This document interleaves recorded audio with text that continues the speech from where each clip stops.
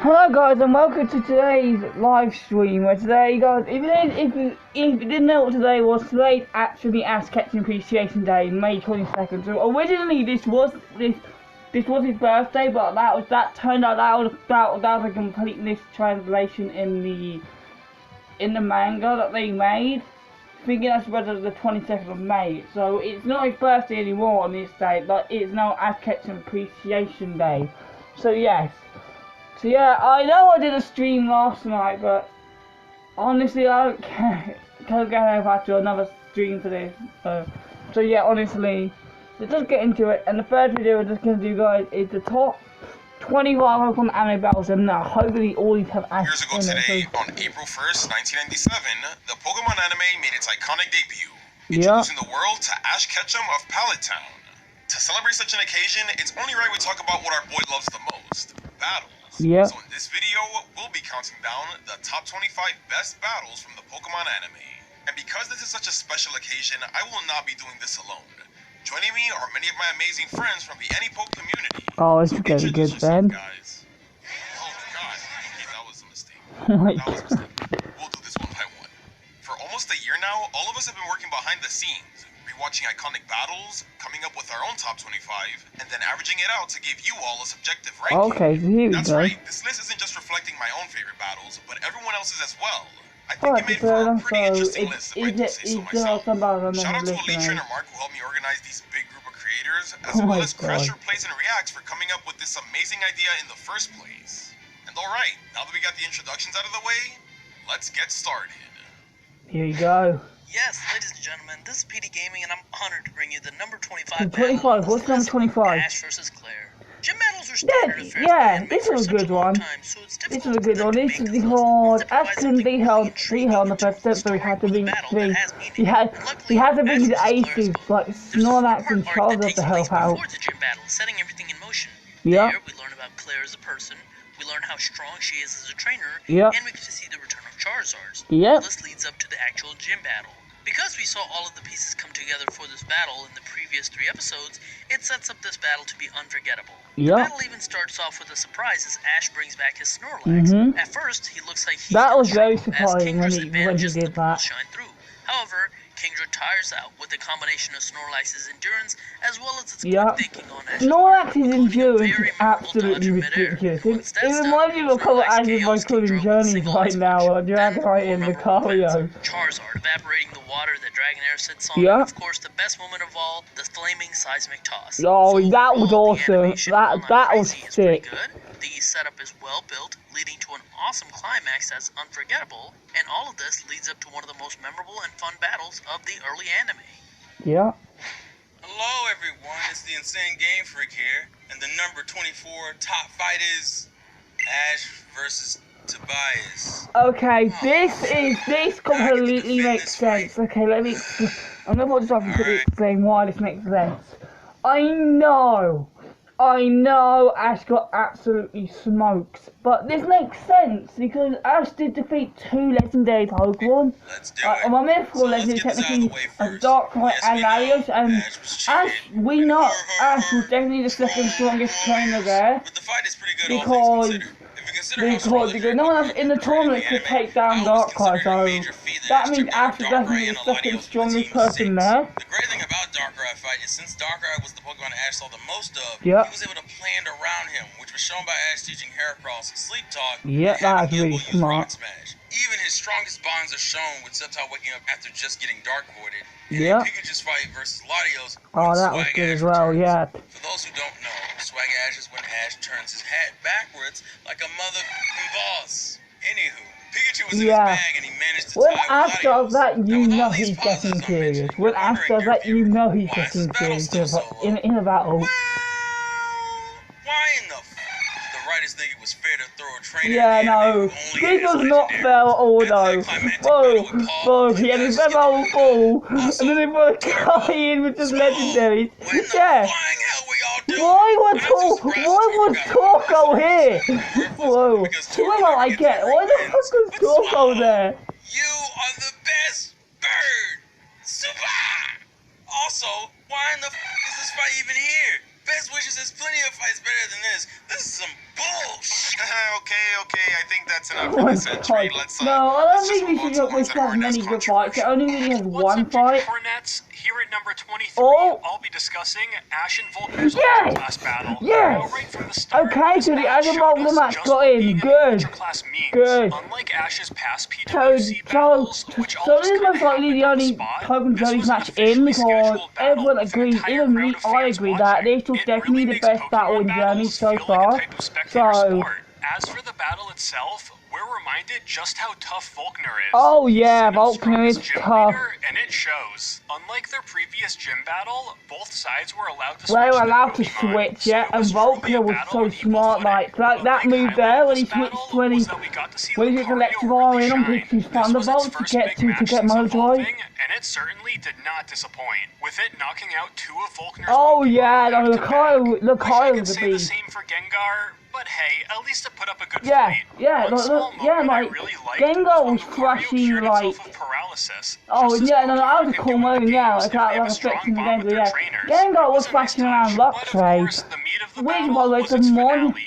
Which was it's the Hulk that was giving Ash's experiment trouble in the gym fight, which is looking crazy. Of course, you can always leave it up Yeah. to Ash to find a way The around Claw Charm on the Z In this move. case, he Whoa! brought his Z-Ring But from literally, Alola, the along Z with move with the one-of-a-kind Pikachu is like an Pikachu insta DMZ. kill switch. Now, this was awesome.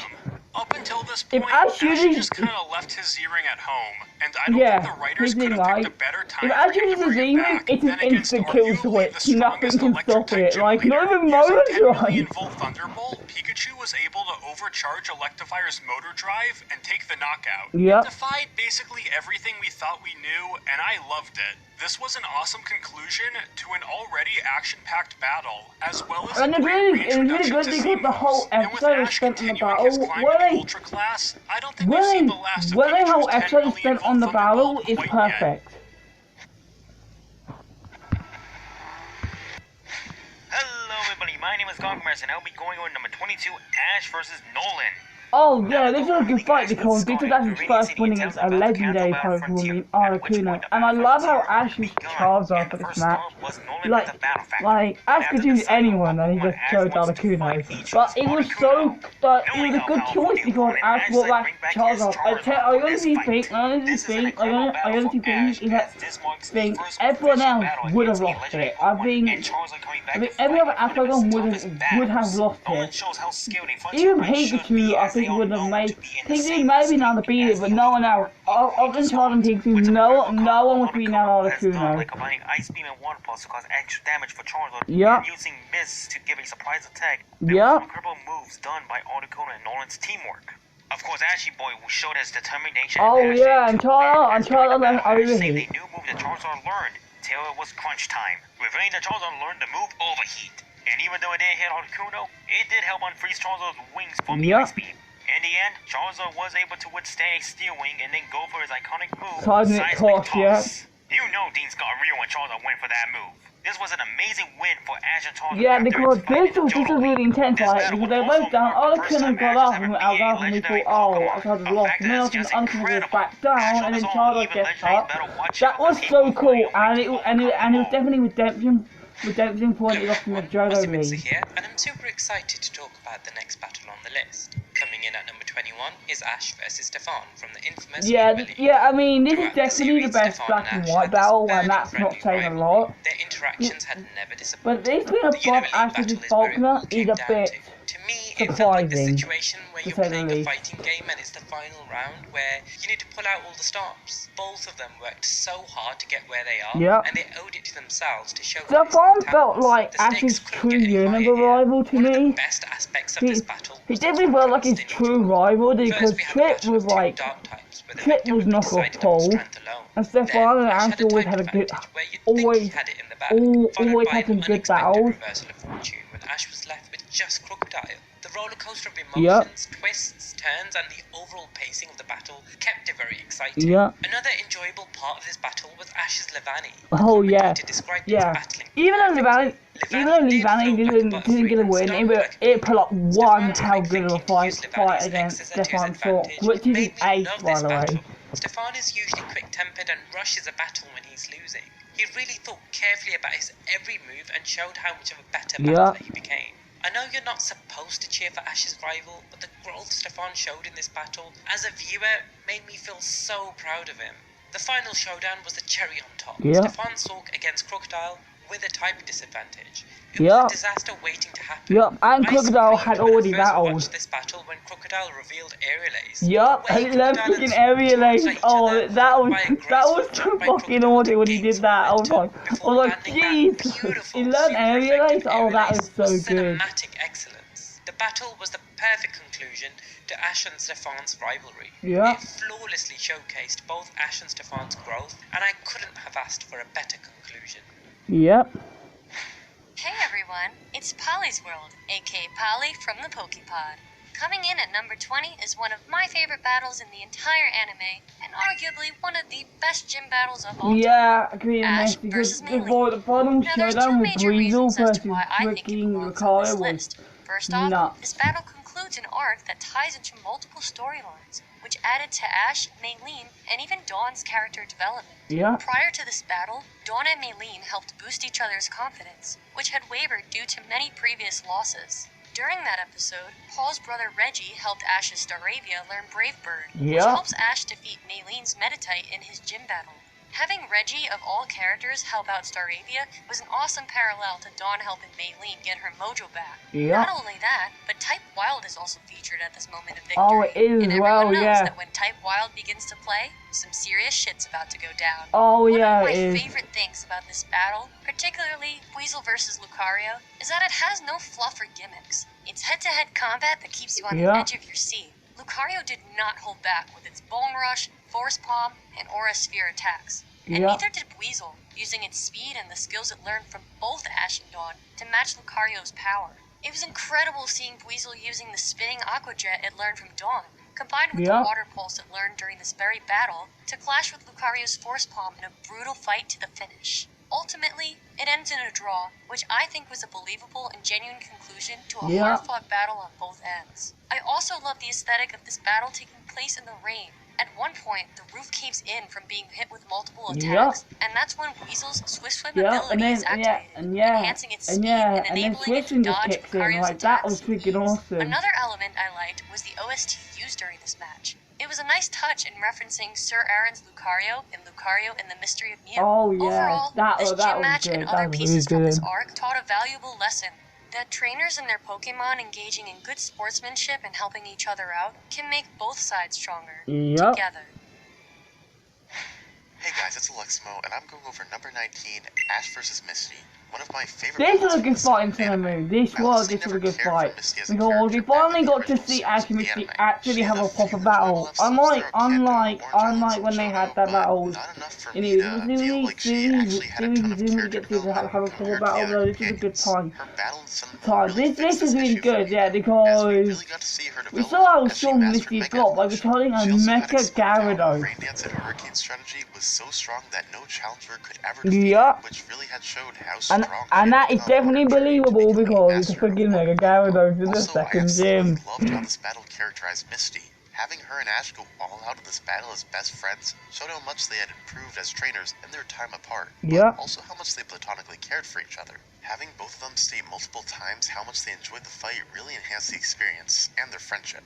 But that's enough about the characters themselves. What's so great about the actual action and choreography of this battle? I think it was great to see some of Ash's usual out-of-the-box strategies here, how he used the field. Bro, Ash's out-of-the-box strategies are freaking nuts. Giving Pikachu hardly any room to stand. Bro, if you could make kind of out-of-the-box strategies in the Pokemon games, oh, I would. I would use so many to start slamming people around. Where Pikachu uses its own electricity as footing to get out of Misty's bro, that was fucking awesome. The negative I can see in this battle is that it's over so fast. Misty Mega evolves her Gyarados only a minute or two into the battle, and Pikachu lands the finishing blow another minute or two after that. Of course, they didn't have the time to write a long battle because of the time constraints within the episode. They didn't really have time to do a whole fleshed out battle, but this was good for what we got. Like, we finally got an actual good versus Ash Misty match. And you kind of know when Ash is using Pikachu, it's not really good for the opponent. You're not doing this again. Fine. Be like that. Be like that. Oh, and who's we'll got be next? covering number 18, Dawn versus May. Now, let's be Okay, honest, this is interesting. So I know we're here after the K video, but I don't mind doing other stuff really quick. I mean, this is definitely one of the best contest battles in the damn show. One of the best battles in the damn show in terms of character that isn't us. This is definitely one of the best because we got to see those the coordinators go at it. I just wish we saw this in Journeys where we had May, Dawn, Serena, and Chloe all together. This would have been fucking. That would have been so fucking awesome. But we're probably not going to see that happen because obviously May VA has a really bad like throat illness. As well as pimp up using the water in the battlefield to its advantage. The battle was super intense too, with May and Dawn pretty much being on equal ground the entirety of the battle. Never once was the battle one-sided. It was anyone's win at any time. When I watched this battle for the first time when I was a kid, I was on the edge of my seat, and generally I had no idea who was going to win. The music choice for the battle was also fantastic, and the voice acting was great in both English and Japanese. These elements elevated the battle and really make you more immersed in the battle. The voice acting as well really can have how battle goes. Sorry if I'm spoiling you here, but that's really why voice acting is so good. That's why voice acting is so good in shows because it adds more emotion to like battles and fights and that. This is no longer May's story. With Dawn winning, it's almost as if the anime is passing the torch to a new lead, which is exactly. Really cool. And I didn't mind Dawn winning. I didn't mind it because it just showed her growth. Are exactly why this battle has ended up on our list. Greetings, trainers. Groblitz here, and let's get started by analyzing a battle that not only ends the Battle Frontier arc, but also the Advanced Generation series as a whole. Number 17 goes to Ash versus May. This was great. This is great. We got to see those for ages going at it. Except for Ash and Blaziken for May. After May's Combusken finally evolved into Blaziken and kickstarts not only her independent growth from Ash even further, it also ignites both trainers' fighting spirit in a 1v1 match that counts as a proxy vindication to Ash's loss back in Johto Silverleaf. In this battle, May is finally treated as Ash's equal, not being second fiddle to his achievements anymore, and also inspiring him to learn from others and therefore placing contests with the same importance as gym battles. Symphonic Medley this was really cool because we finally got to see Ash and May actually go at it. For when both of them rank in the top 8 in their respective competitions back in Hoenn. The activation of their respective abilities was superb. And it got so intense that both Overgrow and Blaze got kicked in from the both of them. An amazing foreshadowing to Infernape's for the series after. And also a nice nod to the Kanto's games of Leaf Green and Fire Red. Being a tie really puts them in balance, and dividing the ribbon in half really shows the fruits of their labor. That was awesome, where the novice pupil was able to keep on par with her seasoned mentor, matching him in skill and competence in his home region, no less. Truly a remarkable feat and also a proper way to farewell both of our Ruby and Sapphire Color protagonists. Both challengers, both unbeatable. If anything, this counts as a graduation match for May. One where a trustworthy starter was able to be on par with Ash's ace of this series. That's the coolest thing about it. Placing May's prowess on Elite 4 level in her own venue. And with that, only the future can show how much potential can the Princess of Hoenn be able to make it bloom on stage. That being hers or someone else's. Truly a finale that respects both of our heroes' goals. What's up, everyone? It's your boy R527 here to introduce you number 16 on this interesting list, Ash vs. Guzma. This was good. It was good because the first time Ash and Guzma fought, Guzma called Ash weak.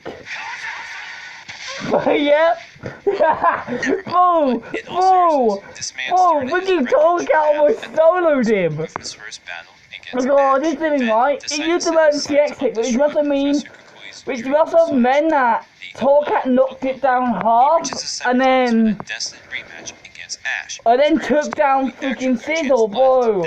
Tolkien was a beast. This battle, in my honest, humble opinion, is one of the most tactical and strategic battles in the whole series. Especially when it came to how often both trainers strategized and switched their Pokemon to match whatever the other person was going to do.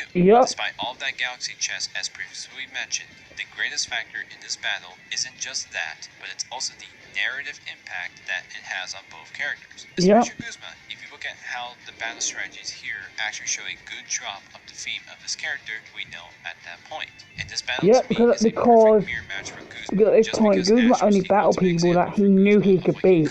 He only battled people he knew he could beat, and if someone had a chance to beat him, he would run away. And this battle just showed, and this battle helped Guzma grow. Came out of that arc as a more refined, strong, and impactful character, which is one of the many reasons why Ash vs. Guzma is a great battle and one of the best in the series. Hello everybody, Tyrone the Guy 3 here, and coming in at number 15 is May vs. Drew at the Kanto Grand Festival. This battle was truly an epic clash of contestant combatants. One is extremely talented, and the other, well, she didn't even like Pokemon. Jokes aside, this battle does more than enough to show that May's grown a lot since the start of her journey. This showed May's growth. By taking down her rival, this was massive growth. Observing Ash's battle with Tactical Tucker. And she learned the fire and water strategy from watching Ash's battle with Tucker, which was freaking awesome that she actually told this out. She's also learning off of Ash on and off the battlefield. Even though May fought Absol and Flygon, which were two very powerful Pokemon, Squirtle, being the youngest battler on stage, still not only held his own, but exceeded all expectations by taking out Flygon with the stylish, experienced timing of Ice Beam. Because Drew called out Flygon to counter May, and then May just took it down with freaking Squirtle. Using the weakened overheat to cushion the blow of the water pulse, so that Combuskin could wrap things up with a sky uppercut. That was fucking awesome. But wait, I'm forgetting someone. Oh yeah, that's right, Drew.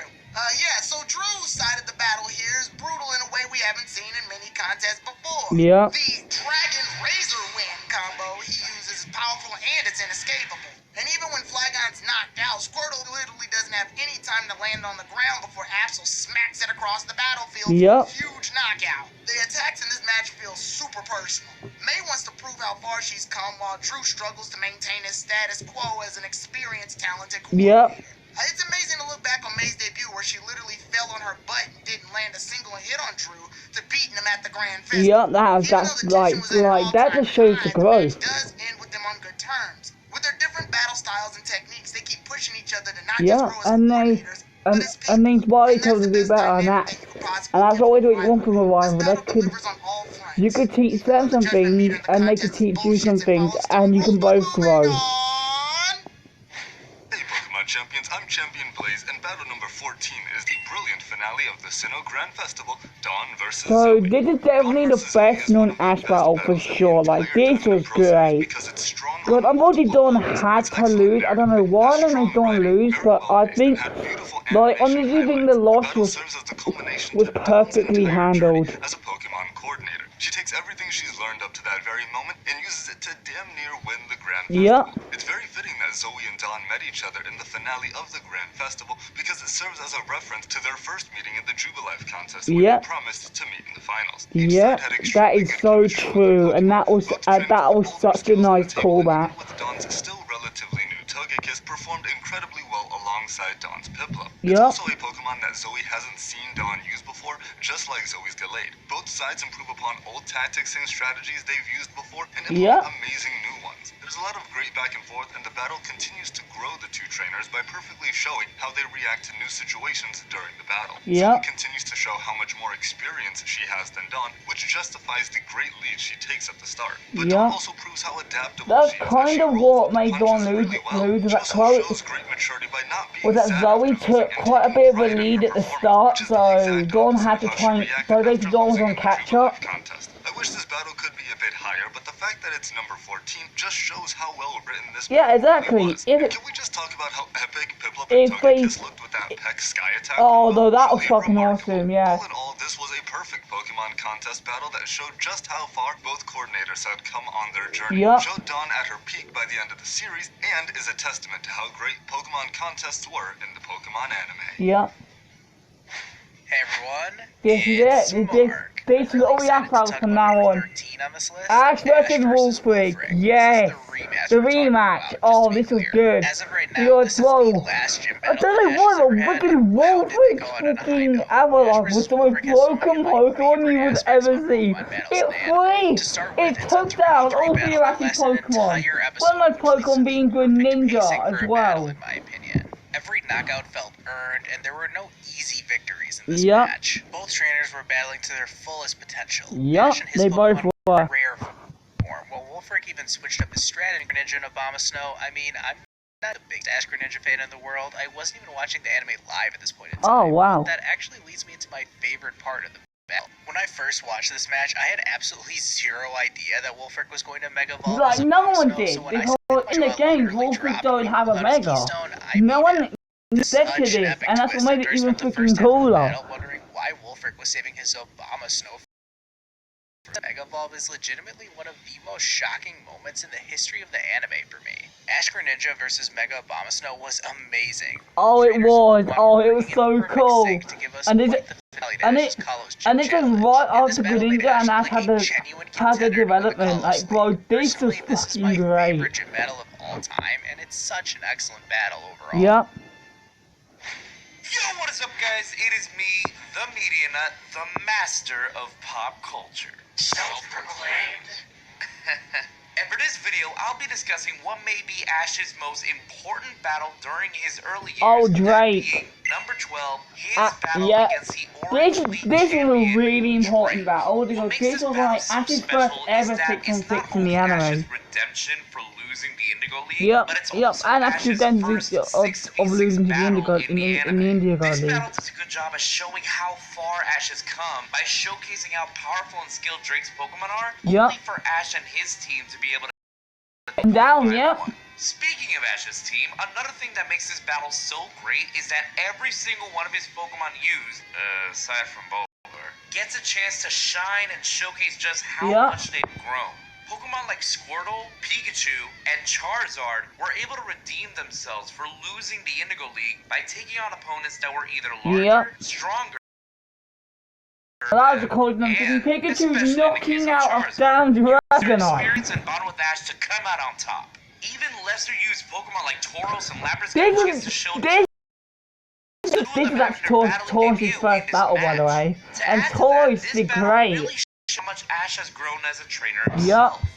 This time around, he didn't have Brock to coach him like he did in his previous journey. He didn't have Brock. Briefly interrupted by Team Rocket, he didn't have Brock, and Ash still beat him. Dragonite with way too many moves to yes!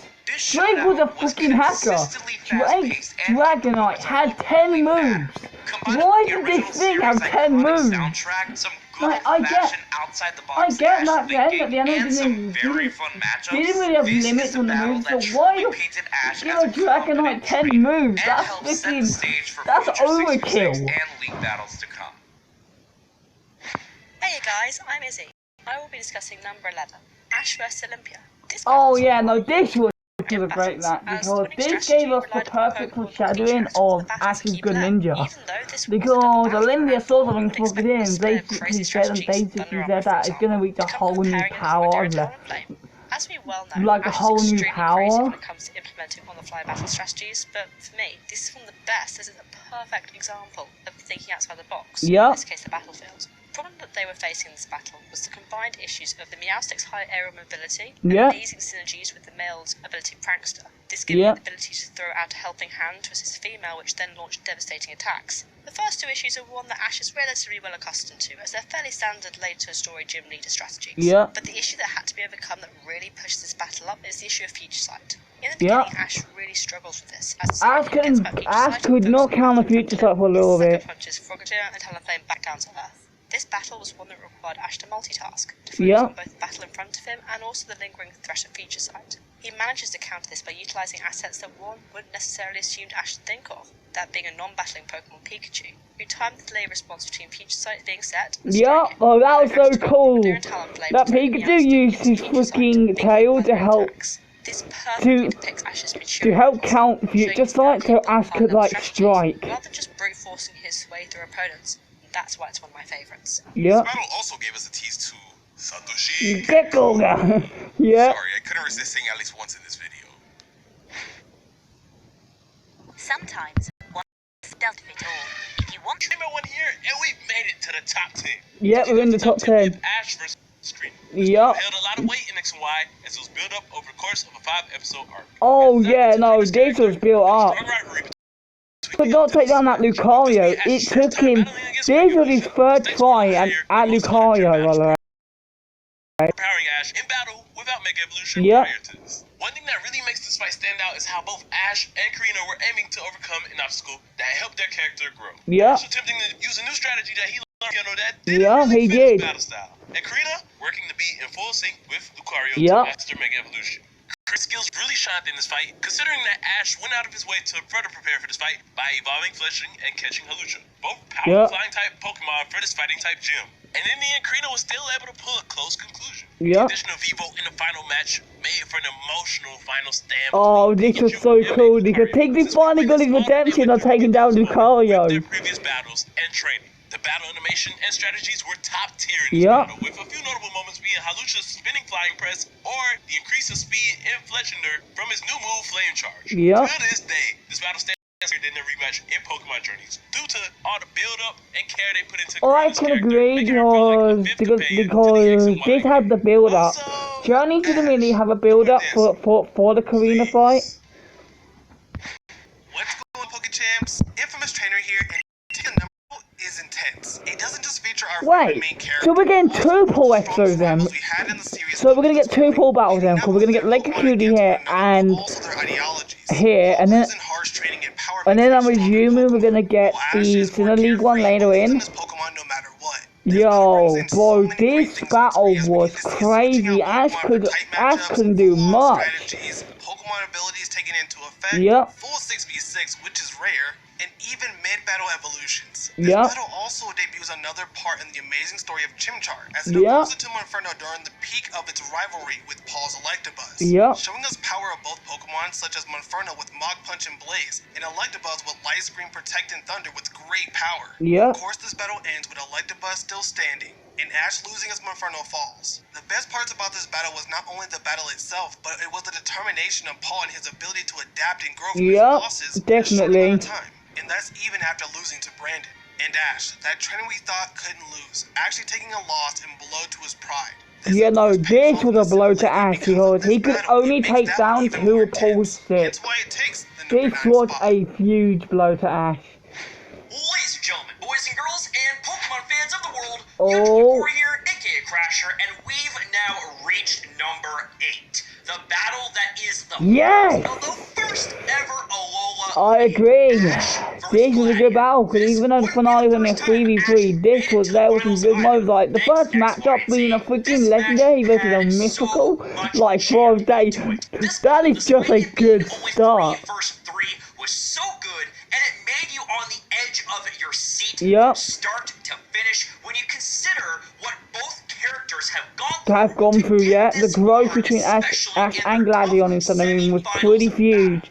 So this being the final battle made a whole load of sense. Honestly, I am spoiled for choices. The clash of Melmetal versus Silvally was absolutely nice. Oh, that was nice, use of Electroweb from Pikachu. Yo, no, that was a really good freaking strat from Ash. The clash of Zemus, the clash of Zemus, and Pikachu.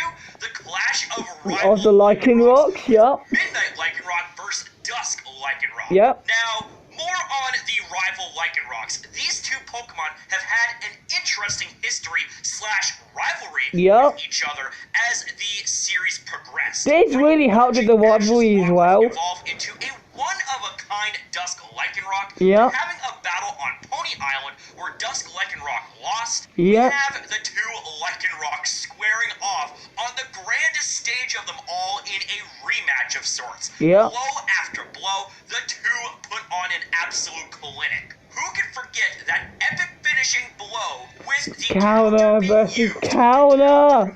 Counter the counter. Oh, this is so good. I roared and absolutely flipped my lid when Ash finally achieved the dream of being where he belongs. Yep. A champion. Good job, Ashy boy. Yep. September 15th shall forever be immortalized as World Ash Ketchum Day. This will forever and always be one of my personal favorite battles across all of the Pokemon series. Bro, this was the battle that made Ash the freaking Alola champion. What's going on, guys? And the funny thing is that that's not even the best on the move battle yet. Talking about battle number 7, one of the most double-edged bouts the Pokemon series has Ash ever versus given Alon us. at 7, this is gonna be controversial, but yeah, a lot of people do say that the final match is better than it's better than the finals, and we can see that right here. And stakes is an understatement. Yep. This was the culmination of everything Ash and his team has worked up to during his college journey. Yep. The same could be said for Alon and his individual journey as well. Yep. This was a big battle for Ash and Alon's journeys up to this point. Not only did it do a great job showcasing each of Ash's Pokemon desire to win, Yep. it also demonstrate the mountain they had to climb to defeat some of these formidable opponents. Yep. Having Pikachu single-handedly take on 2 yeah, and take them both down. That was freaking crazy. Damaging the almighty Charizard. That's not to say the battle didn't have its fair share of upsets, like Udra's iconic downfall against Bisharp, Yep. and the inevitable defeat of Freaking Greninja losing to Charizard. That just sucked.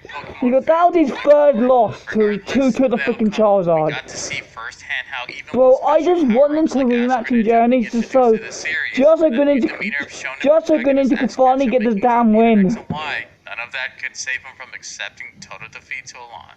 And that's what makes this battle all the more iconic, because we got to see our childhood hero truly give it his all. Yep. In the end, it wasn't enough to grant him the win. There's still so much more he has to learn as a trainer before he can fulfill his dream. And Alon being the only person Ash has now defeated makes it even more crazy. Greetings, everybody. My name is Ketchum Prestige, and I'll be here to discuss with you all number 6, that being the climax of the Battle Frontier arc, Ash versus Brandon. One of the most satisfying things about this battle was that not only did it wrap up the Battle Frontier arc as a whole, but it also provided a proper conclusion to the original series that came before it. Because Ash used his original team for this battle, which was really freaking cool that he did that. On their part, that not only showcased the journey that Ash had gone through, but also showcased just how strong he has become since then. There are 3 aspects I always look for when watching Ash's battles, and those are the bonds between trainer and Pokemon being tested on the battlefield, the creativity that they can achieve on the spot, and most importantly, having the trainer and Pokemon unite as one. Personally, that is what I appreciate the most for this battle, because it manages to deliver on all those parts. For example, when Ash calls out to his Bulbasaur to reminisce about their past experiences together to help it break out of confusion was a great moment. That was a really nice moment. Squirtle, who was blinded by the sand attack, and helping it not only dodge Ninjask, but also follow up with Hydro Pump. It was used as a way to wash its eyes out to allow it to see again. It's moments like these that really capture the phenomenal bond that Ash has with his Pokemon. None could ever capture the moment better than with the moment in the battle between Regice and Pikachu, where Ash calls out to Pikachu's heart and asks for a Thunderbolt, to which Pikachu responds. Having the last moment of the fight be done while Battle Frontier is playing in the background, that is, if you're watching the Japanese version of the anime, was amazing. It was. I would be a fool if I didn't also take an opportunity to discuss Brandon's character and the impact he created with this fight as well. He is willing to assist young trainers and offer them advice, or even call them out on their foolish mistakes, as he's done with past encounters with Ash. His influence is so strong, it was even carried to the series after AG, leaving an impact on the story of Ash and Paul. Overall, this battle has done an incredible job at paying tribute to the series past, making an impact in the present timeline, and most importantly, setting up storylines for the future. Yep. Truly a phenomenal battle that I These are like really, it was really cool that they brought Brandon back for the freaking, Brandon back for Diamond and Pearl. We're now down to some of the best battles that Pokemon anime has to offer. Hello, I am Glee448, and I am reviewing one of my personal all-time favorite battles, that being number 5, Ash vs. Clement's I can see gym this. battle in XY. This is definitely the best gym battle of the whole freaking show. Spot for 1, wrapping up Clement's character arc, and 2, being arguably the best 3-on-3 battle we've seen in Pokemon. Even when I rewatch this battle, I still get chills. The music, the action, the I can agree. This is probably definitely the best 3-on-3 in the anime. And it's going to be hard for the Master Deck to damn top this. It's going to be tough for the Master Deck to top this. I know that for a fact. It kept you on the edge of your seat, almost thinking, well, is Ash going to lose against the science guy? Will he rematch him? Like, what's going to happen? These kinds of battles against characters who are as likable and well-developed as Clement are the best battles we see in Pokemon, without a doubt. But it's not all about the great action and fighting we see. I'm really glad that Ash fought Clement and not like Clembot, because this would battle wouldn't be nearly as memorable as if he did. That was interrupted by Team Rocket, continuing a gym battle later in the series, was a nice final touch for the rivalry. I think if Goodra had more screen time in this, he would definitely be ranked number 1. I mean, he kind of carried the battle, but it is what it is. He did. No, Goodra didn't really carry it.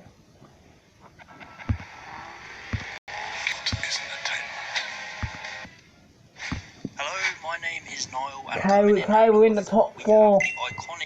After the Gary, which means the top 3 is after the Sawyer, after the Court, after the Kukui. One of those 3. It definitely holds up as one of the best. Yeah. This is mainly because of Ash and Gary's rivalry. Yeah, the rivalry, bro, we all wanted the Ash to beat Gary so damn bad. And when it finally happened, it was amazing. Everyone waited so long for to finally see our boy Ash take down Gary. One aspect that I loved about this battle was the different matchups that we got to see. We didn't see much of Gary's team, and this battle definitely helped us understand what sort of Pokemon and style he goes for. And even Ash didn't use his typical team here, with him using Pokemon like Tauros, Snorlax, Muk, and Heracross, which are Pokemon that he'd usually rotate rather than be in main style. Exactly. He didn't even use Pikachu in this battle. He didn't use Pikachu, so he knew for a fact he had to bring his hard hitters for his fight. He did have to bring all his hard hitters to help. Bro, Charizard 3-on-1 Gary's team before Inferno 3-on-1 Cole's team. Blastoise was the highlight of this battle. Charizard burning the battlefield was a strategy. Of course, it had to end the battle off with its signature seismic toss.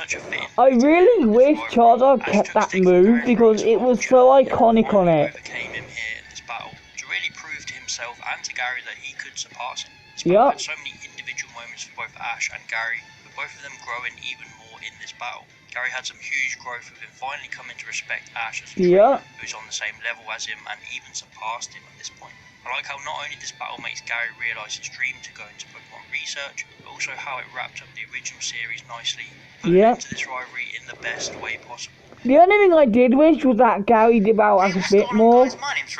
Oh, we're in the top 3. Is number 3, the battle between Ash and Sawyer, Besides the outstanding battle choreography and overall hype of this battle, there's a much deeper meaning as to why it's so high on this list. No, I can understand it. Ash numerous times, Sawyer continued gaining the knowledge and experience he needed to get better. Successfully acquired 8 like you're doing like Ash. Sawyer looked up to Ash and then eventually surpassed him. Ash loose to the Ice-type gym leader, stating that he was so disappointed that the friend he was so inspired by wouldn't have lost. He didn't lose faith, and this is where it really does shine in their semi-final battle in the Kalos League. This battle was everything put to the test. Well, here's the thing. Sawyer had complete counters to Ash's team, and that's what made it even cooler. He extracted knowledge and experience from Ash, his journey, and amalgamated everything into one. Ash too came prepared and also showed off why his amazing battle techniques are a gift to the eye. Sawyer was blessed to battle the true Ash, the one he knew would bounce back after all his flaws like he promised. He wanted to give it his all against his friend, his rival, and his inspiration. Ash falling behind and being scared made him too appreciate Sawyer more, as it allowed him to find his true self again and regain his confidence. But the peak of this battle was when we saw the perfected Koga? Ash Greninja form take on the ferocious Mega Sceptile, yeah. Bro, this clash was freaking insane. Bro, this was such an awesome clash because this was gonna be freaking Greninja and Sceptile's last battle. And Greninja losing to Sceptile before made this even better. True values are of battling, not to be overconfident or scared, and Yep. to trust themselves and their Pokemon. They taught each other how to give it their all in battle and also have fun at the same time. But this is what makes the battle incredibly special. When you have a Pokemon battle with such a strong meaning built on not only a rivalry but also friendship that's complemented with an action-packed clash of Pokemon, then you know it's going to be a banger. Yep. Good morning, everybody. Good morning. Okay, we're in the top two. This is gonna be Ash's Kukui. Yeah, and that means I'm wanting to have such a call, yeah. Can't expect to this. Yup. This had a whole series of build-up, and this was fucking incredible. Yup. And this was 4 episodes. They needed to do this with Ash vs Leon. They have to make it 3 to 4 episodes because we need the impact. Like, this battle was impactful for Ash, and the Ash vs Leon match is gonna be impactful. So they need to make the battle as long as they can get it. Everyone from voice actors to composers to animators bring their absolute best efforts. Yo, they did as well, yup. Shines through. It honestly is surprising how much this battle accomplishes, considering that there really isn't anything at stake. Ash had already become champion of Alola, so this battle is purely for fun, which Sun and Moon excels in the most. Having so many episodes to work with gives us a perfect balance of comedic, intense moments throughout the fight. And they need to do this. If they do this with Ash and Leon, they've got a really fucking good chance. But he already won the league for Ash, so him taking a backseat here isn't the worst. Yeah, that's not, doesn't mean mine, doesn't mean mine that. Because it gave Ash Pokemon like Growlithe and like Melmetal and Mega Needle, something like Thunderstrike, and yo, Torcat's evolution after beating Incineroar was just the cake on top of this battle. And the final matchup with Pikachu and freaking Tapu Koko, freaking insane. And truly solidifies Ash as the champion that we all knew he would become one day. Yep. Ash's real father may never appear in the anime, but honestly, this battle between Ash and Kukui was more than enough to satisfy myself and many others. Yep. It's not only the heartwarming and epic culmination of Ash's Alolan journey, but like also this the is like the journeys whole of many of the culmination of anime Ash's staff that Alolan got us journey to and this everything. point. A truly historic bout that we soon won't forget. Yeah. Alright, we've reached the very end of the list. But before we go over number 1, here's some quick Okay, so this is all revenge part, but obviously I know Ash's called number 1. Ash vs. B, Ultra Class battle. Yes! Ash vs. Viscous. Yeah, another one, there we go. Ash vs. Iris. Another one, oh my god, Johnny did all honorable mentions. Ash vs. Blaine, rematch. Yep. And our final honorable mention will be covered by our special guest, Professor Alex Silver. Oh. Hi, I'm Professor Silver, and I'll be Paul breaking down the versus battle Brandon. of Brandon in a pyramiding rage. While Brandon used his 3 legendary titans during the battle, Paul used his Magmar, Hariyama, Bro, Paul got clapped. and Ursaring. Paul challenged Brandon because he wanted to affirm his strength, prove his superiority to Ash, and avenge his brother's loss. Despite Paul's confidence in his abilities, however, Brandon swept all 6 of his Pokemon without losing a single titan. He didn't even lose a single titan, and this is made. Bro, this was so fun. This was fun. Ash took down Reggie freaking Regice or Regice.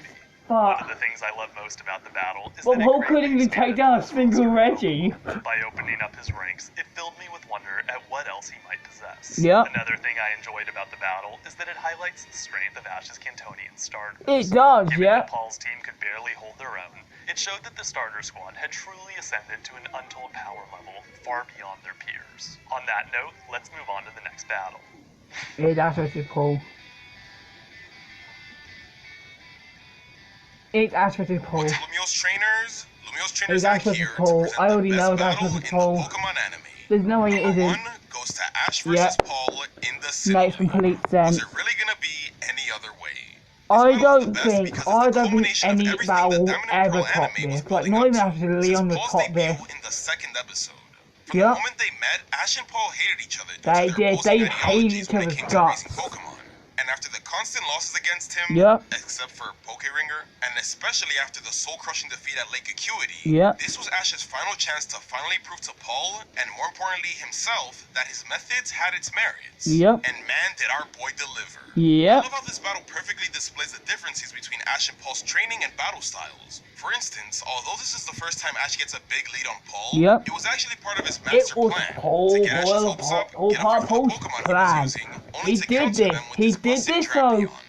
This freaking Drapion knocked out 3 Ash Pokemon in a row without a freaking break. Like, Jesus. But then there's Ash, who never gave up, and throws Paul off with his unpredictability. The turning point being when Infernape removed the that was such a cool moment, man. Paul was not expecting when Infernape used Dig and then freaking his Flare Blitz underground. That was fucking awesome. Although hated each other because of their differences, ended up inspiring and influencing one another's battle styles as well. Like how Paul used Ash's counter shield against him. Or the fact that Ash used Infernape's Blaze to win, even though at first he was against the idea of using it. It's nuances like this that show Ash and Paul's growth, and that their ideologies aren't black and white. And coincidentally, I cannot wait to see Ash and Paul go and train with each other in the anime. So that's gonna be so awesome. Bro, that's gonna be so awesome seeing Ash and Paul training with each other. There's something truly beautiful about that. It's character development from both ends. But alright, as great as all of that is, the final piece that really brought it all together was Infernape. Infernape is what makes this rivalry work.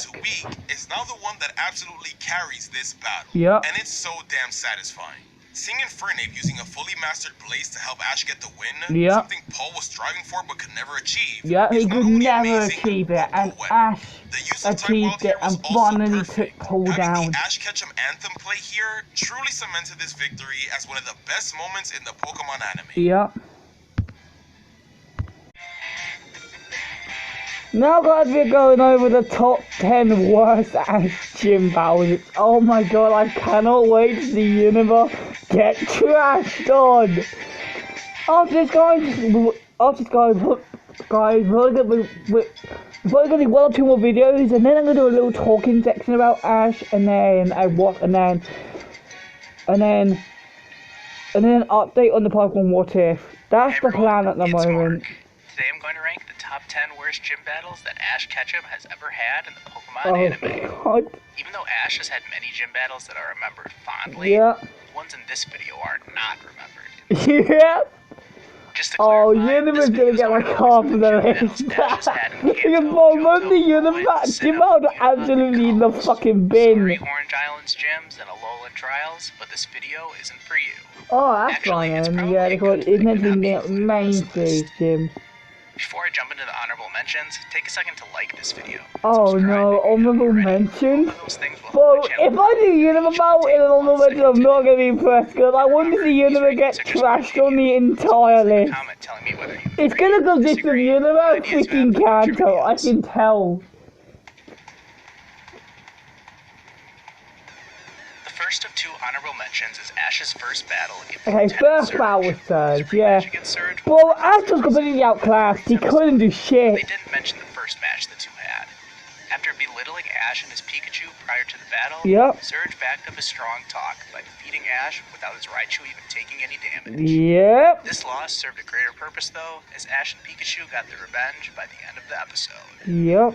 Second honorable mention is Ash's first match against Viola. That's surprising. This was his first gym battle in Kalos, and undoubtedly his worst. That is working. Okay, so Kalos didn't get any more list then. Be good matchups against Viola's bug types. Like any good gym leader, Viola had a strategy to cover her weaknesses, and she soundly defeated both of Ash's Pokemon. Not a good look for Ash in his first Kalos gym battle, but he was able to win his rematch in the next episode. Oh, here we go. Ash's first battle against Brawly comes in at number 10. Chasing Brawly down, Ash was so overconfident in freaking hoeing. And all Ash did was attack spam the entire time. Ash starts spamming wing attack. Chop rolls through each attack. I know! Machop's skills at surfing must have something to do with absorbing attacks. The way Machop moves around on the battlefield is the same way it uses its legs for control while riding on a surfboard. After Brock clocks exactly what Brawly's strategy is, Ash just continues to try using brute force. Yeah, bro, we was doing attack spamming. That was no strategy. Trico is Ash's last Pokemon, and remember, at this point, Trico's moveset was pretty limited. After several pound attacks, they were chopped down enough to the after still attack spamming, guys. He didn't still attack spamming the entire time. Trico gets knocked down again and again, before finally losing against Brawly's newly evolved Hariyama. The reason this battle makes this list over a much shorter battle like Lieutenant Surge's is because of how bad Ash was during this match. Ash was still a pretty immature trainer at this point. Yeah, but he was so cocky in the home series. He praised Trico for its resiliency during this battle, but he wore it down so much it ended up in critical condition at the Pokemon Center. Brock even told him to change up his strategy, but Ash refused, overconfident in his own Pokemon's abilities. Oh no. Speaking of Ash looking... How is his number 9? Lisa was arguably his lowest Pokemon trainer. This should be in the top 5. What the fuck? Prior to this battle, Ash was stupid as hell. He brought one Pokemon with him to a freaking gym fight. How is this number 9? Lisa sends out Zebstrika first, the Pokemon that she used to sweep Bianca in the previous episode. I mean, don't get me wrong, Agriculture was smart, but why did he only bring one Pokemon? Why did he only bring one? Well, Ash was not this dumb. Even in the freaking Kanto series, Ash was this dumb. After taking a beating, bro, when I go with my accident, when I go with my Ash straight kill somebody, just say, you're gonna see how weak freaking Universe Ash is. And it wasn't even back and forth. It was literally just Palpitoad getting beat up, then instantly KOing Zebstrika. That's the best matchup. And it uses its flying type moves to knock out Palpitoad. You can't be serious! I was gonna win every battle with you! Yeah, he actually said that. His plan was just Palpitoad. What the fuck? I had to guess, yes. Bro, actually no, he's this dumb. Bother to bring in another Pokemon, so he goes and calls one in mid-battle. This probably shouldn't be allowed, but oh well. Ash really doesn't have any excuse for having a bad strategy now. That's right! Flying type moves are super and then he lost Snivy and forgot about the flying type moves that Mulga had. Not only does Ash completely forget about the flying type moves that just Palpitoad, he forgets Snivy gender as well. I'll ask again, just how dumb can Ash be? Anyways, Pikachu is as frustrated as the fans are. Like Pikachu was us. Pikachu was us in this battle. Pikachu was us. Mistakes and admit that he's nothing without his Pokemon. Yeah, and then Pikachu has to come in with Ash's last Pokemon. So at least there's a silver lining. After beating Emolga, it's Pikachu versus Tynamo. And all this Tynamo had his tackle. It was a stunning tackle the entire time, and Pikachu almost lost to it. Ash has like, how the fuck? Before taking Tynamo down with Iron Tail. Bro, this was a complete disaster. What could be worse than this? Wait, I know one. Oh god. Bro, and this ain't even the worst electric gym battle. If he brings it up, you know exactly what it is.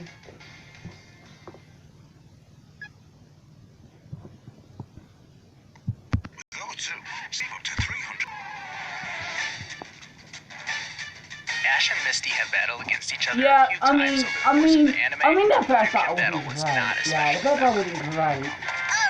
Because Ash didn't want to battle. I'm telling you now, if Pikachu battled, Ash would have won.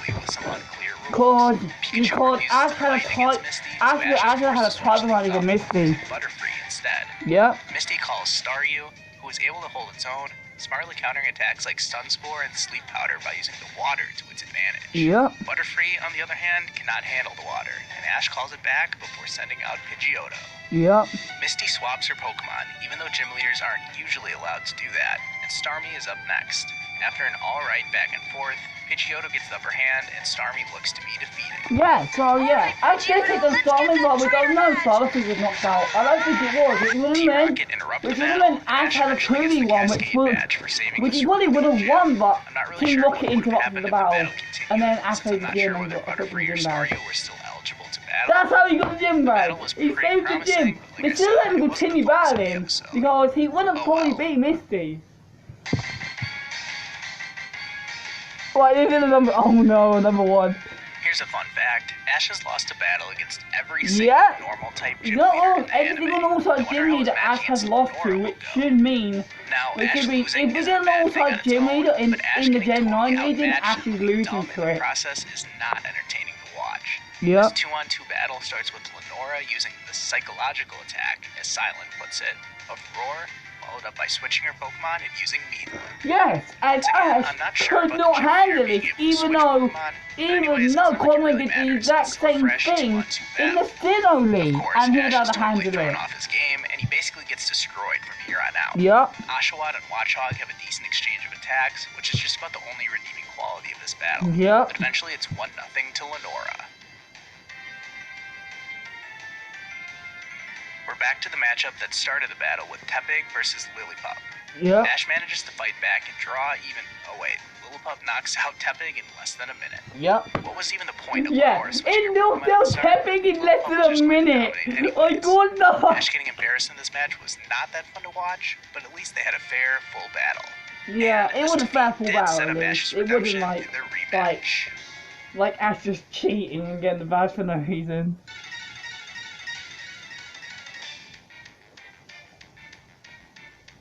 Ash's rematch against Whitney Whitney. Number 6. This girl has to count from hell.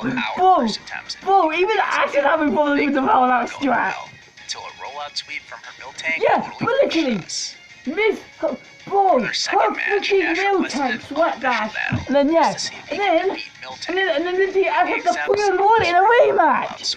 And this thing, like, this wasn't even an official gym battle, and Ash still got the bag after.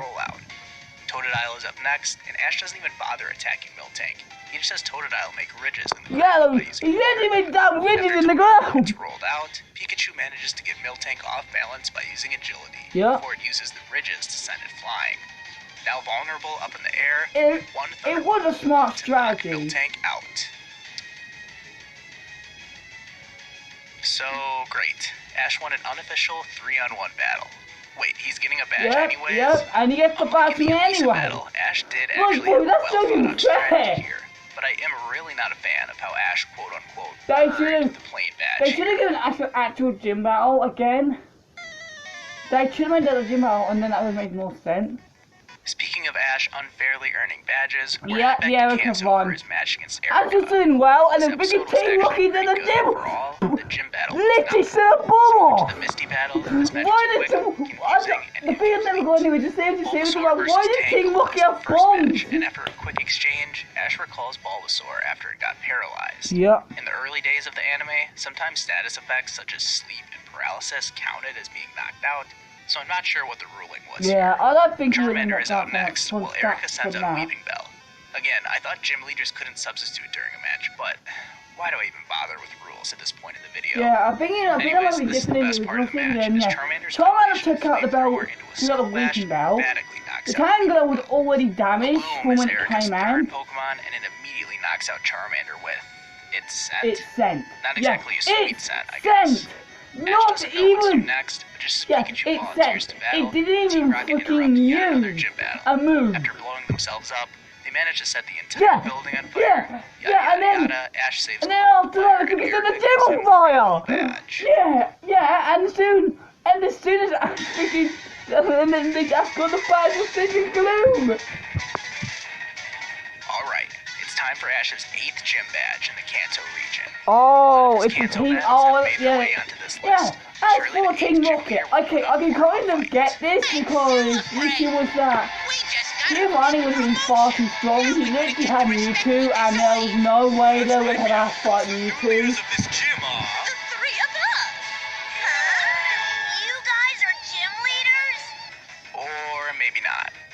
Team Rocket interrupting gym battles. Yeah, they interrupted gym battles. In gym battles, the entire freaking series, and then freaking. By using Mewtwo against them, but some emergency caused him to leave the gym in the hands of Jesse, James, and Meow. Not only did these three get the gym left to them, they also got some of the gym's Pokemon. Yeah, and they got the gym Pokemon as well. At first, these overpowered Pokemon are too much for Ash to handle, which sends electric shocks into the platform that he's standing on. Yeah. Eventually, Ash's willpower and determination turns the tide, and Pidgeotto starts landing hits onto Rhydon. Team Rocket sent Arbok and Weezing into the fray, so yeah! Pikachu Bro, Team Rocket cheated! They didn't want their own Pokemon in! Jesse, all out. Bro! Togepi accidentally detonates some explosives, yeah! Team Rocket gets and then the funny thing was that freaking Togepi set up a bomb! Bro, Togepi set up a bomb and the game has the gym badge! From start to finish, and there was hardly any battle at all. It was cool seeing Ash believe in his Pokemon so much, even when his friends were telling him to give up. That's pretty much the only reason this battle wasn't higher on this list. Switch to ID Mobile and save an average of £13 per month versus... I think this is it. I think this is it. We're headed back. Yeah, this is it. The worst selection on Gym Battle. Bro, this battle was the Pikachu one shot the entire team. Bro, Pikachu, Thunderbolt, Thunder. That's it. That's all he did. And he looked at all three. The context of this is that Watson had this roller coaster ride in his gym, which includes a mechanical Raikou showing up in the middle of it. Thinking it was the real thing, Ash had Pikachu battle it, which ended up discharging a ton of electricity into Pikachu. Yeah. I'm sure that won't matter, right? Great! Super! I'm not sure who thought it was a good idea to make this battle such an anticlimax, since Pikachu literally wins with just 2 Thunderbolts and a Thunder. Yeah! That's it! That's what the battle was! Oh! That is one of the worst fucking fights in the anime, and it's funny. Bro, I just watched this fight just for the laughs and thinking Pikachu just one-shotting everyone. I'm changing things up for the top 2 ones. Okay, I think the number 1 is... 2 battles. After Second place goes to Ash's matches against Sabrina. Bro, yeah, honestly, I mean, Sabrina, bro, Sabrina was on something and he was so serious. Battles. Ash's first match against Sabrina is a one-on-one battle between Pikachu and Avra. Yep. Well, make that Pikachu and then immediately falls in battle. Like, what the fuck? Right at the start of the battle. The anime did a good job of making it's showing how OP fucking Sonic was. Bro, there was no way that Ash could beat Sabrina legit. I don't think there's any way he could beat her. The remainder of this episode and the next one are spent with Ash and friends getting turned into literal dolls by Sabrina, escaping with the help of her father, traveling to Lavender Town to find a ghost type. Ash and Pikachu. But this was so dumb because if you know, Ghost types in Gen 1 couldn't hit Psychic type. Rematch starts. So there was no point. He had to have a bug type. So guess what? Ash had really fucking free, so he didn't. Just as the rematch is finally about to begin, Haunter disappears yet again, which seemingly dooms Ash to becoming a doll just like his friends. But Pikachu steps in, willing to risk it all to defend Ash. Pikachu even lands a hit this time. But Kadabra's recover makes it seem like it would be impossible. Has recover! Then Haunter shows up, and it blows up a bomb in front of Sabrina. Boom! This causes her to Haunter had a bomb! blew it up, it buzzed Sabrina, made her laugh, and gave us the badge. Dominated by Sabrina not once, but twice. Multiple people got transformed into dolls, but in the end, Ash comes out on top because Haunter made this psychopath laugh. This really is peak original series. What could possibly top this mess for the worst battle ever? I think it's Ash vs. Brock. I think it's Ash vs. Brock because how short the battle was. It was like 1 minute. I think it was like 1 minute 40 seconds. That's it. You'd think after traveling together for over 600 episodes, we'd be able to look back and memorable battle, and they never had one. Face off. This is their only battle in the entire freaking series. And worst, gym battle. Just like in the previous entry, I'm including both of Ash's attempts to win the Boulder Badge in this spot. Both matches, if they can even be called matches, take place in just the 5th episode of the anime. Ash was no match for a Rock-type gym at this point. They called... Ash had Pikachu, Butterfree, and Pidgeotto. There was no way he was getting around this. It's a little jarring to see Brock act kind of like a jerk in this episode, and he wastes no time getting Ash to forfeit the match after Pikachu gets caught on Onyx. Ash had to forfeit. After some weird training that powers up Pikachu's electric type moves, Ash couldn't return it, and Ash had to forfeit. After Geodude easily defeats Pidgeotto, Pikachu responds by knocking out Geodude in 1 hit. We're Thunderbolt! Types being immune to a fucking ground type, you know, got Mario fucking electric move. Knock on this match. We're back to Pikachu versus Onyx again, and Pikachu freaks out, sending electric shots everywhere, even Bro, this is so broken because literally Thunderbolt was continue, but then attack in, but then didn't work on it. Thunderbolt is able to damage Onyx this time. Yup. We get a pretty cool visual of the two attacks colliding, but Onyx's bind wins out, and Brock tells it to stop before it seriously hurts Pikachu. Just before Ash forfeits, the sprinklers go off. He sends off the sprinklers, and then you get Thunderbolt, which makes fucking all its wings. Pikachu, finish it off! My conscience is holding me back. I can't bring myself to beat Brock. I'm imagining his little brothers and sisters stopping me from beating the one person they love. Ash, I think you'd better open your eyes. And they're actually doing it, bro. Ash actually decides to forfeit the match at this point, since he realizes how unfair it was for him to win this way. Yeah. And so he leaves the gym without ever actually beating Brock.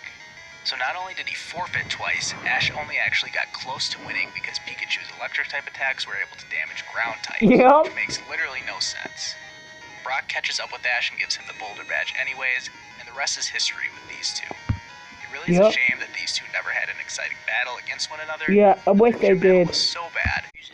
As this is the biggest event, now that we're ready to Ash getting strongest team for the Masters 8. we're talking about the chances of old Pokemon returning. I want our Pokemon back to this so bad, but I know Journeys won't do it. I know they won't. So the main question right now is, will Ash bring back his old Pokemon? I don't think he will. The only Pokemon I actually see coming back is Greninja if he fights Alan. Massively lowers the chances that they will return. Yup. However, we have seen a lot of Ash's Pokemon already in Journeys. Yeah, like we've always seen a lot of them, like Charmander, Bulbasaur, Infernape, Greninja. Bulbasaur and Charizard at the lab, and then we of course got returns from Infernape and Greninja. Yep. Both got battles. I think Greninja is a massive indicator here because yeah, like Greninja is a massive indicator because why do they hide the form for no reason? There is no reason to hide the form unless he's fighting in Journeys. But to me, the fact that Alan is back in Journeys and the battle with Ash is around the corner most likely, I think it would be a missed chance if Greninja didn't return. Having Charizard being beaten by one of Ash's less experienced Journeys team would feel less earned. Yeah, and it kind of makes Alan's Charizard look weak. So having to lose to Greninja is fine. And that is how it should be. This is the world stage. Everyone is going to be using their strongest, most experienced Pokemon. Yeah, and Ash should be doing the exact same. Sceptile, Charizard, Infernape. Arguably they should all be competing here, but we can only wait and see. But I'm still hoping a few of them get some battles. So now let's talk about each team that Ash could use against each trainer and member of the Masters 8. And since we don't know exactly who Ash is facing just yet, let's just do it for every trainer for the fun of it. We're going to be picking 3 Pokemon for each one. And first up is Iris. I've gone with Dragonite again just because... Yeah, Dragonite makes a load of sense for this fight. Yeah, Universe makes complete sense, and it can a nice Dragonite could have a nice rematch. And finally, I've gone with Naganadel. I just think yo, that would be cool. That would be really cool. Like seeing Ash's Ultra Beast come back for fight against a Dragon Specialist. Of course, we have Greninja. Yep. Everybody's saying Ever does not want the Ash. Some people do not want Ash for the line, but I want it. So that's actually the best call for this fight. If you don't want Lucario overlapping. Yeah, and then Pikachu. Ash needs big guns for Alarm, and having Pikachu there will really help. So I think it deserves to battle again. Yep. Next up is Diantha, and this one's pretty tricky because most people would want Greninja, but I've picked Greninja for Alan. So I'm going to go for Howlucha instead, one of the strongest Kalos Pokemon, and I'd love to see his Pokemon back in action. And then taking the gimmick spot is going to be Lucario, who will be Mega Evolving. Mega Lucario versus Mega Gardevoir would be sick. And then finishing things up, we have Bailey. Bailey? Bailey? Oh, Diana! Get the fuck out! There's no chance. Next up is the man himself, Lance, and this team is absolute nuts. But leading off, we have Pikachu. Yep, Pikachu will fight Lance. Like, 100%. Yup, oh, I see what he's doing! Charizard's gonna be the last. So it deserves at least one battle in this tournament. And then finishing things up, we have Charizard. Yep, Charizard would be a perfect completely agree. Charizard needs to fight a lot. Charlie needs to fly lunch. We need to get his strongest caliber and go at it. Next is the Hoenn champ Steven, and Ash is going Sceptile! Ace Sceptile. Yes! Who knows, maybe he can whip out. Yes, we need the Sceptile come back in Journey. Gengar has been coming through. Well, Gengar will be really handy before Metagross. Finally, I'm throwing in another Hoenn Pokemon here because why not? They deserve it.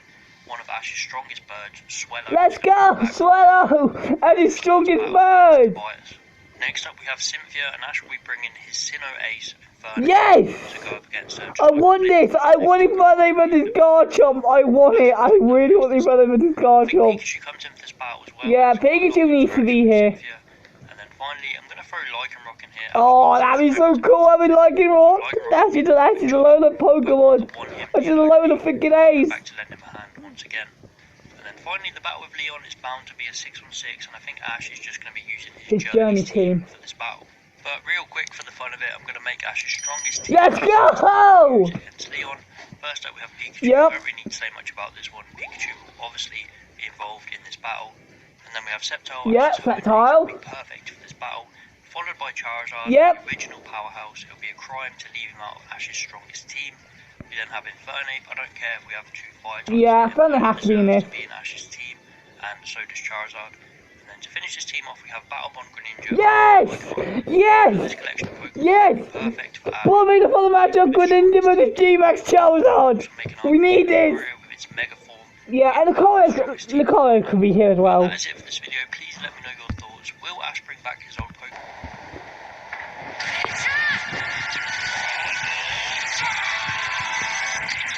Now guys, we are finishing up the stream. Finishing up the stream is the complete history of Ash Greninja. I enjoy this, folks, Tiny. I know you love this Pokemon. I know you do. We'll explore his drive to be the strongest, unique bond with Ash, and mind-blowing battles. This video is brought to you by Athletic Greens. Let's go.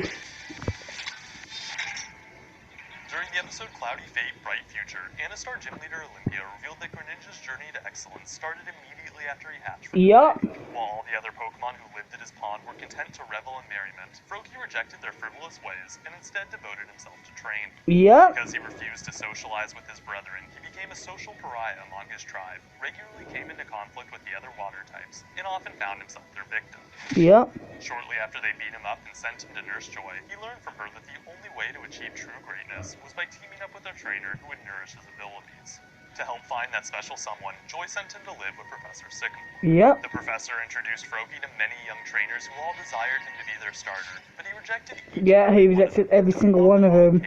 Because he was looking for the perfect person to bring out his potential. He left their embrace and ran off without them. At the start of Pokemon XY in the episode Kalos Where Dreams and Adventures Begin, Froakie met Ash and finally found someone he felt worthy of being his trainer. After he trailed Ash through Lumio City, observed his tenacity, and learned how much he cared for Pikachu, he made his presence known against Team Rocket and leapt to the trainer's defense. To save the city, Froakie rescued Pikachu from his own Electro Ball, troubled Wobbuffet, and blasted off the trio with Water Pulse. As thanks for his help, Ash rushed into Sycamore for some much-needed medical attention.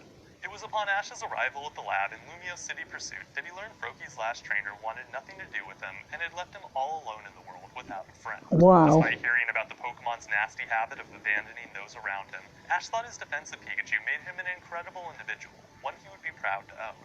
On recovering, Froakie further impressed Ash by protecting Sycamore's Garchomp from the trio and helping save her when she was outfitted with a rage-inducing collar. With mutual admiration and respect, he asked to join Ash's team at episode's end by offering his Pokeball.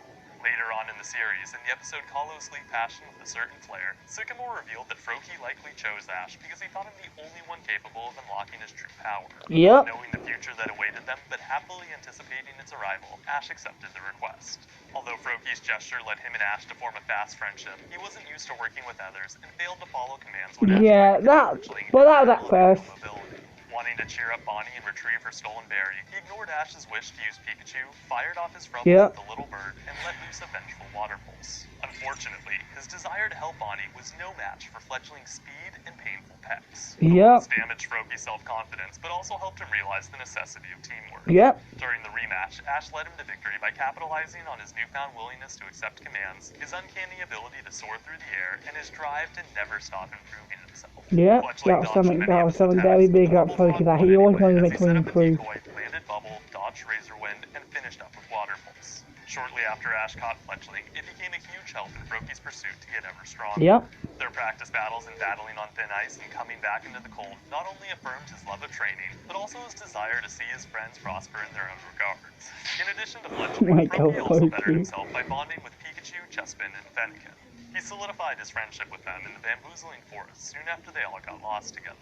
By questioning Meowth's motives, cleaning Fennekin's fur, and defending his allies from Pumpkaboo, Froakie bolstered his image as a heroic individual whose desire for justice knew no rival. Thanks to the influence of both his new friends and Ash, he never let up on his goal to reach new heights of uncharted power and did all that he could to vanquish every opponent that came his way.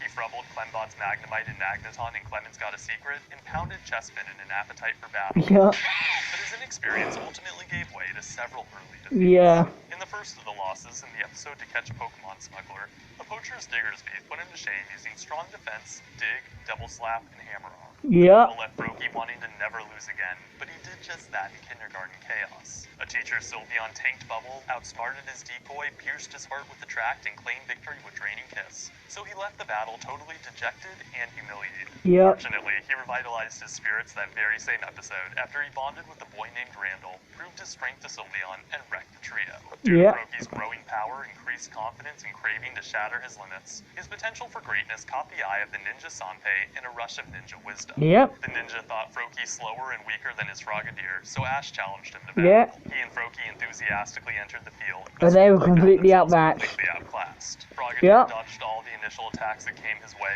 laid down smokescreen, set up a decoy, toppled Bubble, barreled through Water Pulse, and won out with Quick Attack. It pained Froakie to lose yet another battle, but he quickly rebounded after Ash, Sanpei, and Frogadier all resolved themselves to help him learn the move that beat him. Supercharged his agility, run on water, and fly through the forest, but rather than master Quick Attack, he told me that double team, which was so handy. The first thing he did with the new power was save his friends from a life of servitude. As a result of the rescue, Froakie gained the respect of his rival, improved his relationship with Ash, and departed for Sludge City with his head held high. Along the way there, he saved a Skrelp from certain doom in an undersea place to call home. Not only did his big leap during the rescue foreshadow the heroics he'd perform as a Greninja, but it also inspired Ash to formulate the Rock Tomb climb, the strategy he used against Grant's Onix and Tyrant. During the gym battle itself, Onix opened with Flash Cannon, activated Rock Polish, and used Rock Tomb. But Froakie climbed the rocks with Double Team, unleashed that was really cool. Iron Tail, hopped atop the Rock Snake's head, and triumphed with Water Pulse. Unfortunately for the Water type, Tyrant proved a superior opponent and easily seized victory using one with Draco Media. Forest champion, Froakie came back stronger than ever while helping Ash control Lucha. The Luchador's incredible speed made him a formidable foe, but Froakie proved he would never back down no matter the challenge. He would never back down no matter what chance he had. Prevailed with Flying Press, but Ash's ferocious ally held strong, countered the assault, and produced a double knockout with Pound. Besides redeeming his defeat to Tyrant, the tie also gave Froakie the experience he needed to beat Mirror Fennekin in the Cave of Mirrors and learn Cut in Forging Forest matchups. By learning Cut while saving Pikachu from falling debris, he reaffirmed his hero status, gained an upgraded version of Pound, and confirmed that Ash's hard work had paid off in spades. Wanting to keep the momentum Froakie had labored so hard to attain, Ash doubled down on his training, partnered him with Alucha, and used him in a practice battle against Chespin and Buttleby. Despite Ash's noble intentions, the two's contrasting personalities led the match to end in total chaos. They left the field a bickering mess, but eventually learned to respect each other after they saved Ash from a wild Trevenant and mastered the combination attack, Super Flying Cut. Even though Halucha pushed Froakie to be a better battler, the Froggy Warrior still fell to Astrid's Meowstic and Diancie in the Cocoon of Destruction, and Tierno Squirtle in the Summer of Discovery. It upset Froakie that Ash didn't let him make up for the losses during the showdown at the Shalor Gym, but he showed true maturity throughout the match by cheering for his allies and thwarting the trio. Froakie didn't stay away from the spotlight long, as he took center stage in a stealthy challenge when he and Ash discovered that Sanpei and his recently evolved Greninja had been wrecked by a Barbarical. Soon after coming to his friend's aid, stopping Razor Shell and learning of Sanpei's mission to deliver a secret scroll, he saved Clement and teamed with Greninja in the struggle against Barbarical. The two gave Barbarical their all, but it still dodged their attacks and put the kibosh on their efforts. Following Team Rocket's disruption of the battle, Froakie returned to the battle more determined here we go. Noticed his friends were in danger and evolved into Frogadier to save them. Find the perfect vitamins for you at Vitabio. Totally Outstaging his mentor, he cut through Razor Shell, hit with many aerial aces, and forced his opponent's retreat. Barbaricle's attacks turned out to be nothing more than a test for Sanpei by his mentor, but Froggedier's bravery during the crisis and subsequent bout with Greninja cemented him as Ash's Collusion ace. From then on out, that's what made him his ace. Utility support, especially against Team Rocket. He often attacked their mechs, pummeled their Pokemon, and freed Ash from their clutches. When not fighting the trio, he also repaired roofs and adventures and running errands, made a bottle for Hoopa and Hoopa in the Clash of Ages, protected Serena and So You're Having a Bad Day, and rescued Ash from volcanoes in legendary photo art. As thanks for Froggedier's endless help, Ash gifted him berries and Under the Pledging Tree, let him play with Hawlucha and the Frolicking Find the Flowers, never stopped honing his growing power, and used him against Coumarine Gym Leader Ramos. This is such a risk, because Ashley didn't watch how to get the grass type gym. Razor Leaf and disseminated poison, but Froggedier blocked the power. That was so cool. The leader's next Pokemon, Go-Go, put on the pressure as soon as it emerged from its Pokeball. To kick things off, it repelled Water Pulse, whipped through Double Team, within Razor Leaf, tanked Aerial Ace, recovered its energy with Horn Leech, and sapped Froggedier dry with Leech Seed. All seemed lost, but Ash's trust in the Frog's abilities allowed the Pokemon to withstand Razor Leaf, sense the Goat's location, land Aerial Ace, use Double Team, and win with Water Pulse. Soon after earning Ash the Plant Badge, Froggedier walked one step closer towards realizing his potential as the ultimate warrior by becoming the sparring partner of Sawyer's Trico. And Trico got slapped. For the first time in a fashionable battle. During the match, Froggedier saved Hawlucha, cut through Bullet Seed, and took home the win with Cut. At the start of their very next battle together in Rivals Today and Tomorrow, Trico evolved into Grovyle. Despite the form change, however, Froggedier dodged Leaf Blade, dealt heavy injury with Aerial Ace, connected with Cut, countered Bullet Seed, dodged several strikes, and won with Water Pulse. Though he won without breaking a sweat, his quick smile to Grovyle after the battle signified that the upstart had earned his friendship, gained his respect, and inspired him to bulk up for when they next fought. Thanks to Grovyle's influence and efforts as a battle buddy and from A to Z, Froggedier had no issue against Olympia's misguided acolyte Carrie in the episode Cloudy Fate, Bright Future. To beat the girl's Sableye, he fired off Water Pulse, tanked Shadow Claw, stopped Power Gem, and used Aerial Ace. Before Carrie could call forth her next Pokemon, Olympia stormed onto the scene, apologized for her actions, revealed to Ash that Froggedier held great potential. This was the moment. This is the moment that we learned about Ash Greninja. Never seen before. Ash promised to help his friend achieve the greatness she foretold, nourish his abilities, and use him in many battles.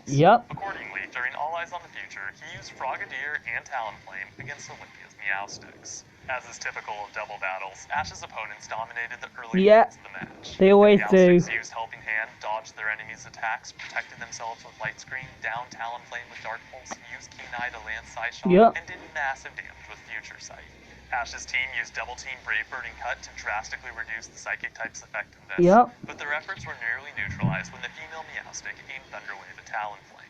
Because Froggedier intercepted the blow, took the paralysis afforded, and then protected Talonflame from the remnants of an aerial Psyshock, the Fire Flying type was free to strike the male with Steel Wing. Talonflame did its best to save its partner when the Meowstic struck back with Dark Pulse, but the two got swept up anyway my future side.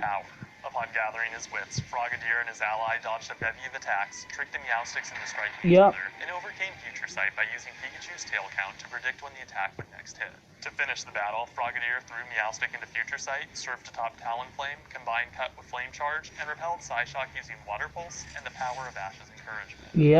And that was the moment after Greninja was born. In the Legend of the Ninja Hero. While there, he learned about the village's ancient Greninja hero and proved himself its successor in a festival of decisions by rescuing the village's kidnapped chief and protecting its villagers from Bisharp. When Bisharp threatened his friends, Froggedier Here we go. Here we freaking go. Oh, here he is. Greninja.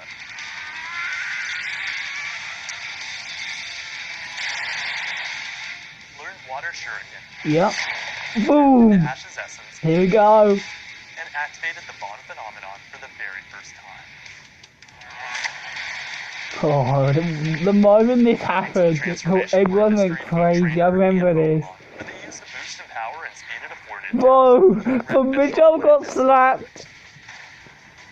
Even though Greninja departed the village unaware of the awesome destiny that awaited him, he spent the rest of the saga unknowingly affirming his position as the perfect inheritor to the legendary hero's power. Before we tackle the rest of Greninja's adventures, I wanted to shout out our service. As a fully evolved bruiser, he foiled the trio's scheme in a cellular connection, fought fires and unlocking some respect, and did all he could against Team Flare to save Squishy and meeting at Terminus Cave. The evil organization's Liepard and Manectric caused him heavy paralysis, but he stood firm, exceeded his limits, and unintentionally triggered the bomb the bomb phenomenon happened again. Drawing from the form's upgraded power, he broke through his paralysis, traded Water Shuriken for Shockwave, withstood Scratch, shot off Cut, defeated Liepard with Aerial Ace, and forced Team Flare's retreat. Team Flare had to run. The battle also revealed its greatest weakness. To go over in detail, I'll pass it over to our guest speaker, Lumio's trainer, Zach. Oh my god, Zach. If you've seen my channel, then you'll know that Greninja is not only my mascot, but also my all-time favorite Pokemon. And a huge part of that has to do with its anime appearance. As explained by Professor Sycamore, the bond phenomenon is a Mega Evolution-like transformation Pokemon undergoes when the trust and bond between trainer and Pokemon is at its maximum. What makes this transformation unique is that it doesn't require a Megastone, and not every Pokemon is capable of achieving this either. Currently, Ash's Greninja is the only modern-day Pokemon capable of doing this transformation, with the last known Pokemon being a Greninja in the Ninja Village over 300 years ago. Exactly. So that should tell you how rare this transformation is. What makes the bond phenomenon even more special is the fact that not any random trainer can just show up and make a Pokemon achieve this power. Exactly. It seems that the Pokemon capable of this transformation needs a specific trainer to do so. This is why, as a Froakie, Greninja would constantly be returned to Professor Sycamore, because all of his previous trainers weren't the ones that could bring out his true potential. However, Froakie instantly gravitates towards Ash in his introduction, showing that these two were destined to be partners all along. It wasn't smooth sailing for Ash and Greninja, though, as they had to go through some vigorous trials and training in order to fully master the transformation. At first, they would occasionally tap into the power on accident, but it wasn't until the Synchronicity test, thanks to Clement's desire to analyze Greninja's power, that they truly began to train with the form. To go into those adventures in detail, I'll throw it back to the professor. Thanks, Zach. Since neither trainer nor Pokemon wanted to let the form's one drawback prevent them from achieving their dreams of greatness, they trained their hearts out against Sawyer and Sceptile in a meeting of two journeys. Though Sceptile was a pushover in its pre-evolved forms, it revealed itself as a skilled battler after it was a threat, but not enough for Greninja still. The grass type only lost the battle as Greninja sensed Ash's passion, activated and the bomb phenomenon happened, and then it said I got collided into a wall. And then Lon was watching the battle. To Lon to see a Pokemon transform without a Megastone, that he stalked Ash, saved him from Team Rocket, and challenged him to battle to test his strength. Charizard tore through Water Shuriken, evaded Cut, set Greninja ablaze, Mega Evolved, executed Dragon incinerated Double Team, countered Aerial Ace, and did critical damage with Thunder Punch. But Ash's Ace refused to yield and unknowingly activated the bond phenomenon. Although he delivered a swift uppercut and staved off Thunder Punch, he ultimately fell to Blast Burn as his power paled in comparison to the Mega's ferocity.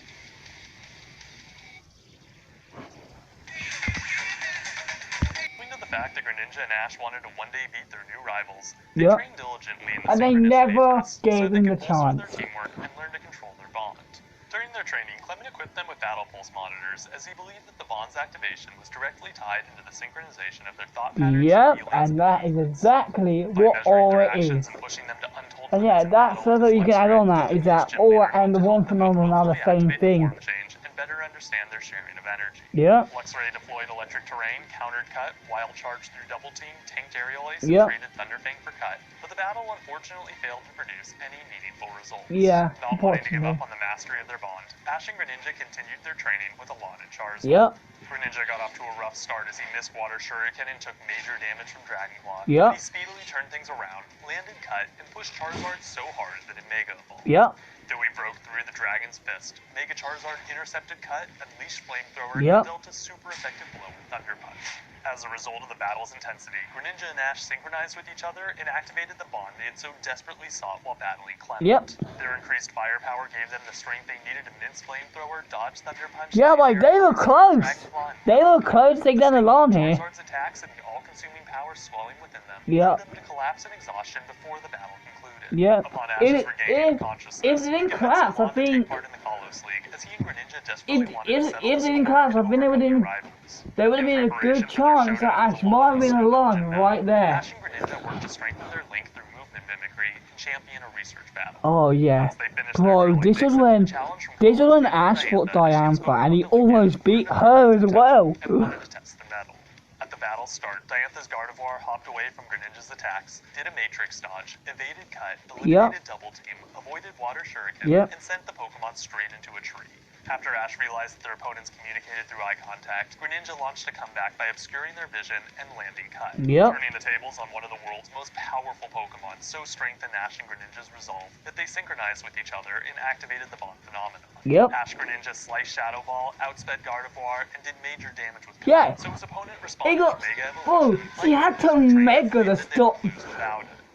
To try and stop this man. Shuriken and deflection of Aerial Ace, he empowered Greninja up to speed with Double Team, through Reflect, batted away Shadow Ball, and redirected all his energy into his back, causing the veil of water that surrounded his body to morph into a Water Shuriken.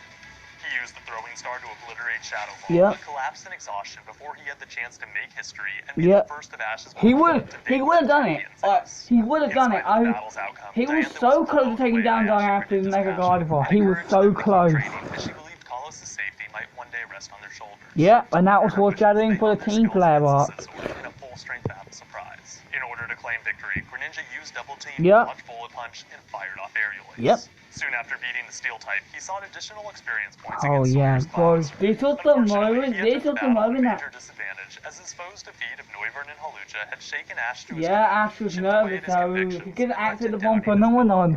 Although Greninja's power alone was sufficient to beat Cloudser, Sceptile proved a far greater threat. It matched Aerial Ace, traded Bullet Seed for Water Shuriken, put on the pressure with Leaf Blade, eliminated Double Team, backed off from Cut, and did serious damage with Leaf Storm.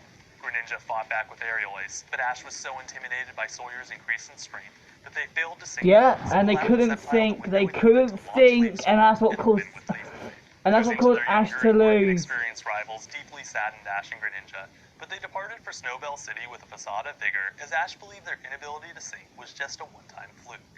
It was a one-time fluke, but then he was like... morale took another major hit, as the leaders Avalok defeated both Hawlucha and... like bro, this man of Avalok was broken! His trainer's dwindling self-worth predetermined his downfall. He dodged Stone Edge, struck with Cut, fired off Aerial Ace, froze Avalok with Water Shuriken, transformed into Ash Greninja, and did major damage with another Aerial Ace. But the battle started to go south after the Iceberg Pokemon showered him with Avalanche and caused Ash massive pain by proxy. Even though Greninja soldiered onward, cut through a plethora of stones, landed a mighty blow. Greninja never gives up. Which what I love about it. Emotional edge with another Avalanche, intercepted Cut with Ice Fang, and triumphed with Gyro. Not only did losing the battle shatter what remained of Ash's confidence, but it also made him feel totally unworthy of being Greninja's trainer. As soon as Joy told Ash that Greninja would make a full recovery, he apologized to the Pokemon for failing to master their bond, and ventured off into the winding woods so that he could wallow in self-doubt. Because Greninja completely mirrored Ash, and he wandered off as well. Their respective isolation only gave way after Squishy pinpointed Greninja's location, told him that Ash was in trouble, and gave the Water Dark type the coordinates he needed to save the trainer from an early demise. Although it thrilled the two spiritual brothers to reunite, a gust of wind cut short their reunion as it loosened Ash's hold on Espupa, causing the bug type to fall in his stead. Knowing that joining with Ash was the only way to save the falling Pokemon, Greninja activated the bond phenomenon without a second's hesitation, flew down the mountain, and caught Espupa. And it was the moment that history was made. Ash served as Greninja's eyes while he descended. The heroic endeavor proved a blessing in more ways than one, as it helped Ash realize that he needed to approach his relationship with Greninja as a true partnership, one where they fight together on equal footing without any form of hierarchy. Greninja and this was the moment that they never had an issue with the bomb phenomenon again. Powerful ace and offered his Pokeball as a sign of friendship, just like he did with Froakie. Because they had developed a complete understanding of each other's thoughts, feelings, and desires, they never had another issue with the bond phenomenon.